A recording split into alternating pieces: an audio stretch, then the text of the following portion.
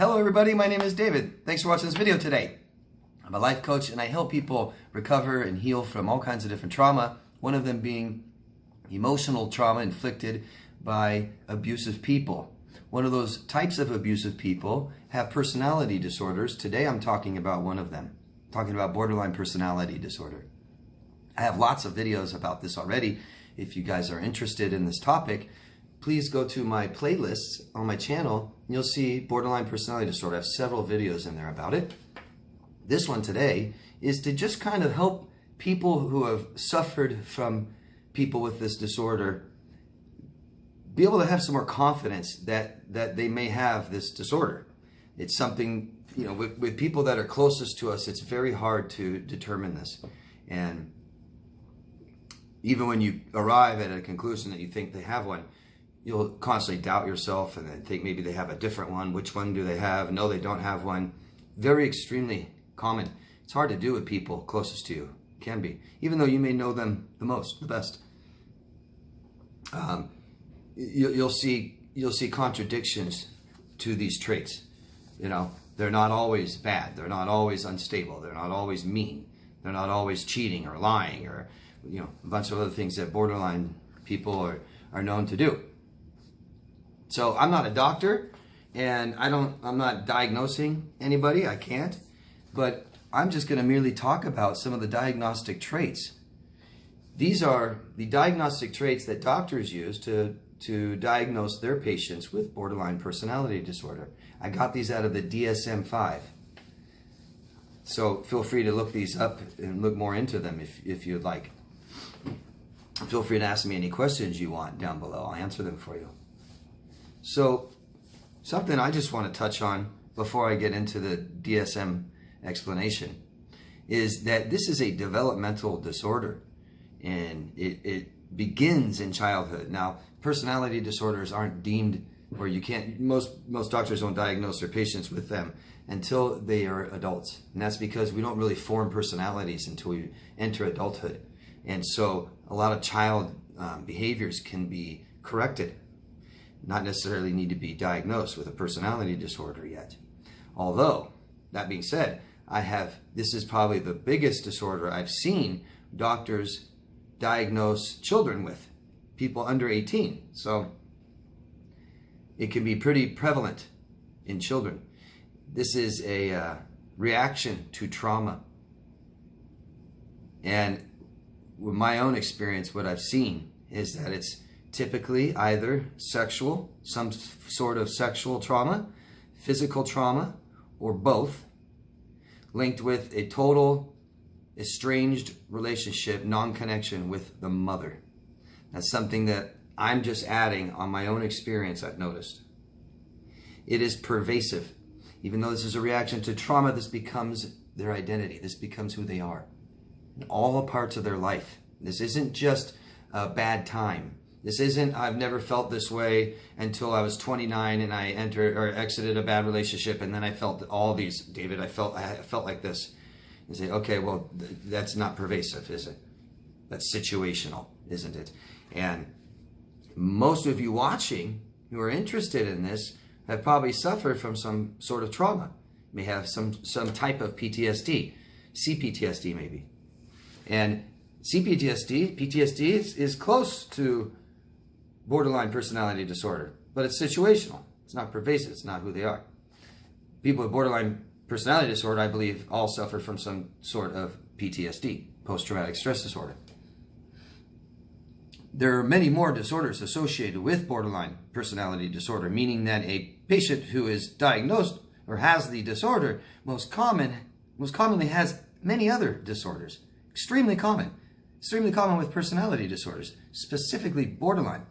People that have borderline may commonly have addiction problems, eating disorders, dissociative disorders, anxiety disorders, things like this. And I believe that there's two main components to this and to borderline, and I believe it's the fear of abandonment and the need for attention, I think is profound. So let's get into the explanation from the DSM, the Diagnostic Statistics Manual for Mental Disorders, Volume 5. They say borderline personality disorder is diagnosed on the basis of 1, a pervasive pattern of instability of interpersonal relationships, self-image, and affects. And 2, marked impulsivity beginning by early adulthood and present in a variety of contexts as indicated by at least 5 of the following. I'm going to read 9 diagnostic traits, and someone with the disorder must have at least 5 of the 9. This is a spectrum disorder again, guys. I'm going to read some of these, and some of you are going to go, that's me. That one is definitely me. And it can be. Doesn't mean you have the personality disorder. Again, you need 5. Okay? So let's get started. I'm just going to read each one. You guys keep a tally if there's someone you wonder who has it, or yourself. And I'm just going to try to explain them a little bit. I think some of these might need explanations for most of you. Frantic efforts to avoid real or imagined abandonment. And this does not include suicide or self-mutilating behavior.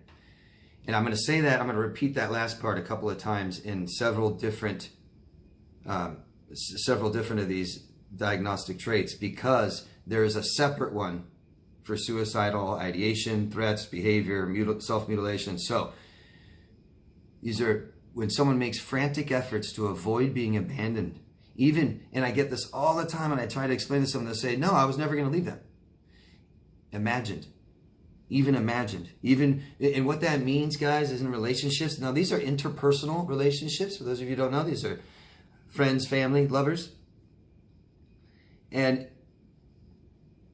what that means is you cannot reassure someone with borderline enough. Typically. You have to reassure them so much to give them security. They can't get it themselves. And they're typically very dependent on others for that. And when it's external, outside like that, it's never enough. Never, ever enough. You can't learn to make yourself feel secure, and you depend, codependent on other people for that. It's never, ever enough.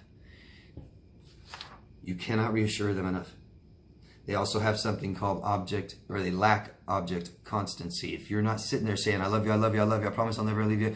Eventually, just the second you stop, you go to the store, you go to work, you go on vacation, that's it, man. That's it. It doesn't take long for them to perceive you are abandoning them. And people with fear of abandonment, abandon. And that's another concept people struggle with immensely. It doesn't make any sense. If they fear abandonment so much, why do they abandon me? To avoid it. That's how bad.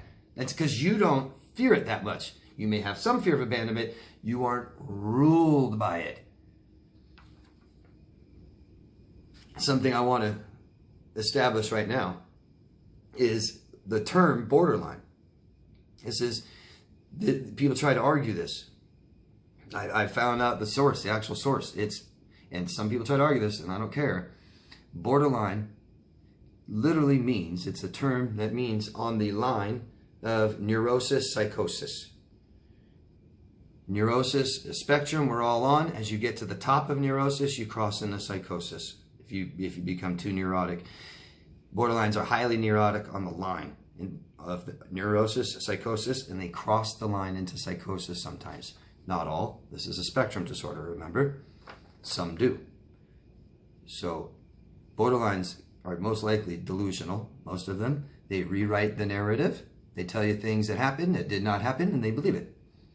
And they will convince themselves that you are going to leave them. And you can't reassure them enough, and they will abandon you. Some of the more frantic efforts I've seen borderlines make is immediately driving to you. And they'll fly 100-something miles an hour over to you to keep you from going out, to keep you from hanging out with somebody, to keep you from leaving. Throwing themselves on your car so you don't leave. Throwing themselves in front of your car so you can't drive off. Rip clothes off of you so you can't leave the house. Threaten to hurt you. Blackmail, extortion, smear. These are ways they try to get you to not abandon them. Number 2, pattern of unstable and intense interpersonal relationships characterized by alternating between extremes of idealization, devaluation. Idealize, devalue. Now here we get interpersonal relationships, friends, family, lovers. And one question asked, if this is a lover, someone intimately you dated, how many times have you broken up? And I love when I ask questions like this to people, because they'll say, well, we agreed on it most of the time, or I even broke up with them. Yeah, because you couldn't take them anymore because they cheated on you or something. How many times did you guys break up? That's not okay. That's not good. They say unstable relationships like this, typically at least 7 times. You'll break up, get back together. People in their lives will be so good and then so bad. They'll love you. They'll hate you. They want to marry you, then they want a divorce before you even get married. They say you're smart, then they say you're stupid. They say you're pretty, then they say you're ugly. You get that contrast? It's black and white thinking. It's splitting. It's all there is I got to be with you or death, or I got to be with you or someone else, or I got to do this. That's the only choice I have. They will have total tunnel vision in their choice making, decision making, cognitive functioning. Number 3, markedly and persistently unstable self-image or sense of self. There's a lot that falls under this. Their identity, right? They might say one thing and do another. I'm like this, and then they don't do it. I like this, but then they show that they hate it. This is my favorite, but then they don't like it. You see that? Lots of I statements. They'll tell you, I'm this, I'm that, I'm this, I'm that, I'm this, I'm that. And that changes. Tomorrow, they're not that anymore. Now I'm this, now I'm this. Or I'm this, but I do this. What I say one thing, do another, right? My words don't match my actions. Identity crisis. Self-criticism, right? You guys know those, right? And we're all a little guilty of that sometimes in our life. But I never say this. I'm stupid. I'm stupid. I'm an idiot. I'm an idiot. Be careful of people who say things like that. They'll try to get your trust on purpose, or they really hate themselves. And I don't want to be around people who hate themselves. Not very accountable or responsible. Instability in goals, their future. It changes so much. It's never really clearly defined. Pipe dreams. Simple statements. I want to do this someday. Oh, I want to be like that. I want to be that. I want to do that. Never do a thing about it. You don't know who you are. Number 4, impulsivity in at least 2 areas that are potentially self-damaging. Examples they give are spending, sex, substance abuse, reckless driving, binge eating. This does not include suicidal or self-mutilating behavior again. That's coming up. It looks like, I wrote down some things to me what it looks like. Restlessness, hyperactivity, inattention, problems doing quiet activities, problems with executive functioning like cognitive control, talking excessively and fidgeting. You know people like that? Remember, spectrum, this is spectrum. That could be the one that you guys have. Here we go. And this is important. I read this to people and they'll say no about somebody else they know, and they'll say no. And they'll say, well, just one time. It's like, now it starts to get, because it says recurrent. So let me read it. Recurrent, suicidal behavior, or just gestures, or just threats, or even just self-mutilating behavior is all yes for this one. Okay, I wrote down a bunch of what I looked up and I could think of my own as self-mutilating behavior.